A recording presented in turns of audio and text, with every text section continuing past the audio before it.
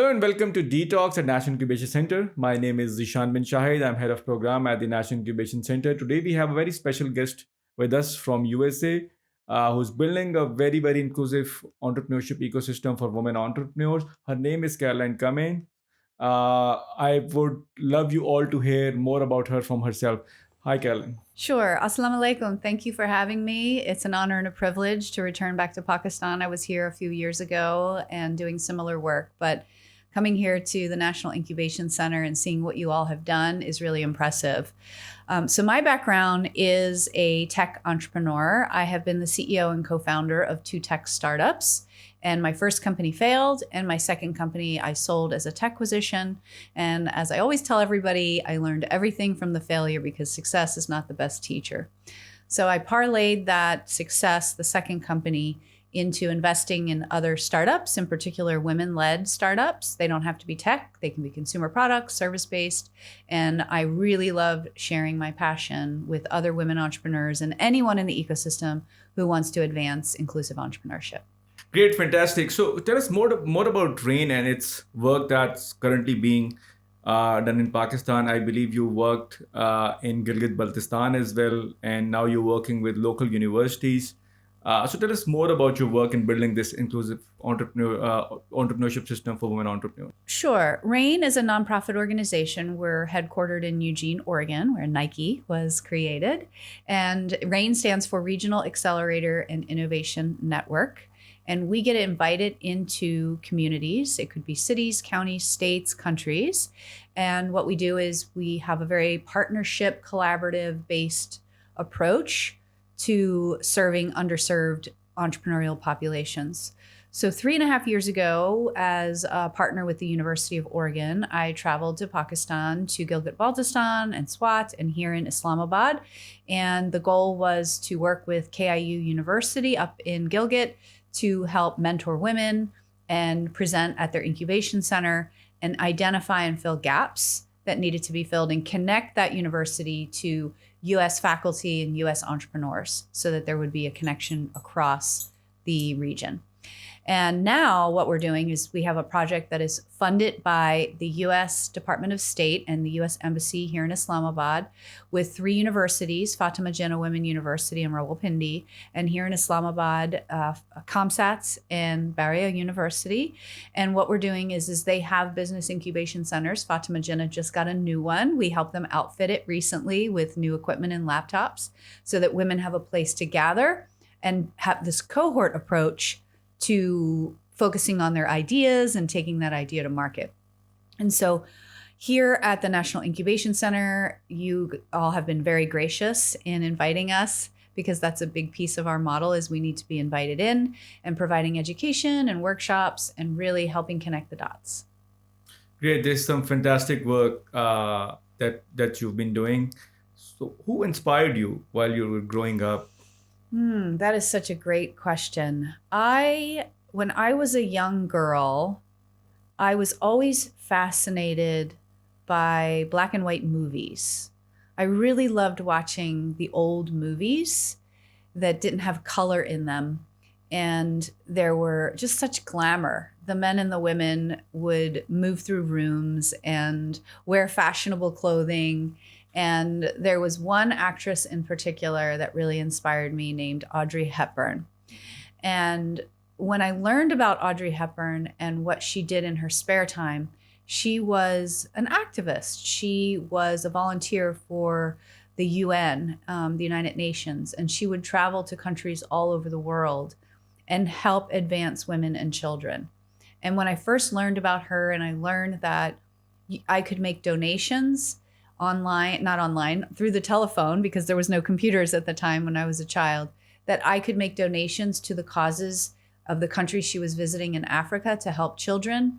I took all of my allowance money that I would gather and little jobs I would do like mowing lawns and those kinds of things and donate that money. And ever since then, I have been lit up about helping people who really need the help the most. And at the time when I was doing that, I needed help. I needed a mentor. And I didn't even know what that meant until I got older. But my inspiration was really Audrey Hepburn in her ability to gracefully enter spaces and make impact and change and bring the people with her who had the money and the expertise to really move economies. Well, great, fantastic. Caroline, you've worked here in Pakistan. You're familiar with the Pakistan's entrepreneurial ecosystem now. Of course, you're aware of the U.S. entrepreneurship ecosystem as well. I personally believe that there are some certain set of challenges that we all entrepreneurs have, but women entrepreneurs face some additional set of challenges in addition to the general challenges, right? And I think that they're the same. Some of or most of these challenges are same. Being even if you're a Pakistani or if you're a U.S. citizen, what's your take on that? How do you compare these challenges looking at U.S. and in Pakistan? Yeah, it's a great question. Having interacted with hundreds and maybe even thousands of women entrepreneurs in the US and probably about 200-300 women entrepreneurs here in Pakistan, the challenges are the same in the sense of building confidence, feeling like you have the confidence to do what you want to do and have the support, and really feeling like you can ask for help, because some people can see that as a weakness, and it's not. So I think for women, like, this is why a lot of my talks are about confidence building and stepping out of your comfort zone and knowing how to pick the right mentors to support you. So that's definitely a challenge. And also trying to balance starting a business and having a family, and how you fit that in to your schedule is also something that most women have to think about. And then thirdly, it's capital access. It doesn't matter where you live in the world. It's very difficult for women to raise capital. And recently I heard a statistic that there were millions of dollars invested here in Pakistan in startups, which is wonderful, but only 1% went to women founders. And in the US, out of all the venture capital money that's invested, less than 5% goes into women founders. And so one of the things we do at RAIN is we know that if more women become investors, more women get funded. And so that's a gap that we want to fill here in Pakistan as well as in the US. And that's why this initiative to advance women entrepreneurship and bring more women investors and more women successful entrepreneurs to the table, if we can see, new entrepreneurs can see these other women putting money into other women, it builds our confidence and boosts our confidence. So that's one of the goals that we're doing here. So do you think the lack of access in terms of capital for women entrepreneurs due to the fact that investors don't have confidence in women founders? What do you think are the factors? It's a really good question. I don't think it's that investors don't have the confidence in the founders, and that question should be posed more, I think, because no one's really thinking in those terms. What I think it is in America at least, it's mostly the male founders who have the time to pursue their startup on a full-time basis and have the confidence to go and say, I need $1 or $2 or $3 or $5 million to raise that. And they cut through it and they have the connections, and it's mostly white males who are doing the investing, and it's mostly white males who are getting the funding. And so until we can move the needle and get more people, more people of color and get more women investing, then we will start to see more women getting investment. And it takes time to move that needle, but there are many, many organizations now globally working on this and funding this, just like the US State Department is funding this. And there is money that comes with the program that we have. There's some seed funding, there's some money, stipends to work on their startups. And we know that that's something that's going to help significantly. Right. Very insightful. Let's talk about failures. As they say, you don't learn if you don't fail, right? So tell us about your failures or a failure. Absolutely. I always say, success is a terrible teacher. So my very first startup was tech, and we were basically Pinterest 3 years before it existed. And so you can tell it was a good idea, but it was the wrong timing. And I just gave a talk here at the NIC about the top 10 reasons startups fail. And we made 7 of those 10 mistakes in that first startup. And I think it's important to fail in startups. We like to say fail fast and scale fast. So this is why it's important to have a good mentor network around you so that we can recognize when you're failing, help you recover from it quickly, and be agile and switch. So for me, in my first company, I had the wrong co-founder. Our product was a brilliant idea. It was way too early. What we were trying to pitch was an incredible innovation, but it didn't hit the market until 3 or 4 years later. We picked the wrong legal team. We took money from an investor who wasn't savvy, and the company failed. And that was really difficult. But now I look back and I see it as such a blessing because I'm now able to help other entrepreneurs avoid those failures. Right, great. So the next segment of my questions would be quick fire round. Let's And do I'm it. going to throw questions at you very quickly and you have to answer very quickly Okay, as let's well, play. right? So what's your favorite city? Philadelphia.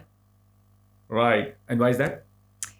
I grew up really close to Philadelphia. It's very historic, has a lot of history in the United States. I love the old architecture. I love the food. It's called the city of brotherly love, but I've changed that tagline to the city of sisterly love. I went to university there. It has a lot of beautiful landscape. It's a city, but yet I can still get access to really incredible food. The people are very friendly and it's a great location. So I can internationally travel from there and I can visit New York City within an hour and a half. I can be in Boston in 4 hours. I can be in Washington, D.C. in 2 hours. So it's a great hub. And I have a certain place in my heart for Philadelphia because when I was 18, I moved there to go to the Art Institute of Philadelphia. And that's just been in me for a long time. What's your favorite food? Italian food because I am Sicilian. So my grandmother's homemade gnocchi, which is made with potato and flour, and you use a red sauce in it. And so now I have perfected that myself. It's a very, warm and cozy feeling. Like we all have those foods that our grandparents or our parents have made for us. And that's potato gnocchi. And it's spelled with Gnocchi. Any inspiring founder? An inspiring founder is Aksa Khan on my team, who is our project coordinator or project manager for this grant. She was also my fashion designer when I first came to Pakistan 3.5 years ago, and I was looking to wear the cultural clothing. And instead of buying clothing at the mall, I said, I'm here to support entrepreneurs. I want to meet a woman entrepreneur who is a fashion designer. And I got connected with her. And what she does really well is she listens to her customer and she tailors her product to that. She's also really great with Instagram and online, and she inspires me, and she's the reason why I'm sitting here in front of you today. Fantastic. That's very inspiring. Retirement plan. Retirement plan. My retirement plan is there's a little bit more money that I need to earn, and I want to start a private family foundation. And I want to give grants that will advance women. And I would like to start a scholarship foundation to allow women to go to university here in Pakistan. Your best mistakes? Best mistakes? Best mistakes? Best mistakes. Gosh, I would say my best mistakes were going to 5 different universities and not knowing what I wanted to do. So I was spending a lot of money on exploring different industries. And even though I didn't end up in 4 of those 5 industries, that I spent over $150,000 on getting that education and being in debt for 20 years until I sold my second company. I wasn't able to pay off that debt. So those are great mistakes that I would never take back. Any opportunities that for Pakistani women entrepreneurs that you would like to mention, tell them about, and how can people get in touch, learn more about them? Absolutely. So any Pakistani women who want to get access to RAIN should reach out to Miss Aksa here, who I mentioned earlier. Her email is aksa @raincatalysts.org, spelled RAINCATALYSTS. And we have some incredible programs for Pakistani women entrepreneurs right now. One of them is 18 women will each receive, it's a very competitive process, but reach out to AXA, as I mentioned earlier, but 18 women will receive $500 a month for a year to actually work on their startup, which can be really difficult if they need to quit their day job so that they can focus on this company and hire people or buy products or do marketing. So that's happening. We are also sponsoring 30 Pakistani women entrepreneurs to travel to the US to join us in Eugene, Oregon, and live in suites on the campus of the University of Oregon for an all expense paid trip for 1 week. And while there, we will introduce them to successful women CEOs of companies in Oregon, women investors. We'll take them around traveling. And the one thing I keep saying is we're going to do some shopping. So that's going to be fun because the fashion designer in me and AXA want to make sure we do that.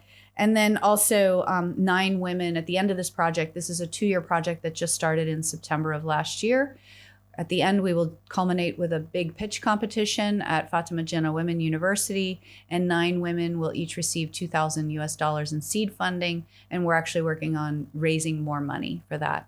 The other thing, clearly that's not a very large population that we'll be able to bring back with us, but any entrepreneur, male or female, in Pakistan who wants to get access to our workshops can.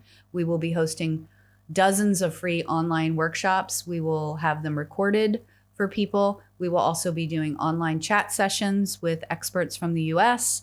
And we really want to make sure we have a strong tie when this 2-year grant ends, that every Pakistani entrepreneur feels like they have a connection to a US entrepreneur. Well, this is great. Ladies and gentlemen, what are you waiting for? Apply away right now. You get to build your business, you learn from the best of the best, and in the process, you get paid as well. So it's a no-brainer. This is great. This is a fantastic program. So, Caroline, any message for the Pakistani entrepreneurs?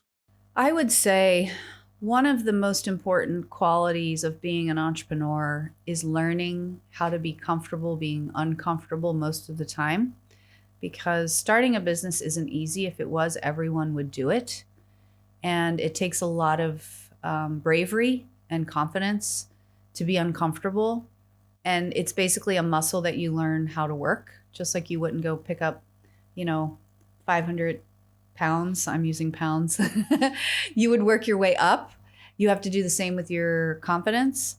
And so I would encourage every single person who's interested in entrepreneurship to find someone who is an entrepreneur who is successful. Call them. Doesn't matter, they're the CEO, it doesn't matter of what. Call them and ask them.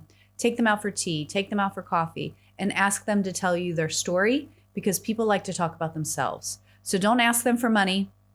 Don't ask them to join their company. Say, I'd like to meet with you and learn about your journey. How did you get to be where you are today? And you'll be surprised how many doors will open. Thank you, Caroline. Thank you very much for joining us here today. You've been here since the afternoon, speaking with us, speaking with different entrepreneurs. I know it's been a very hectic trip for you, so thank you for taking time out. And we hope to see you in Pakistan in future as well. It's my pleasure. Thanks for having me. Thank you all for joining us today. I hope you enjoyed the show, and stay tuned for the next episode of Detox.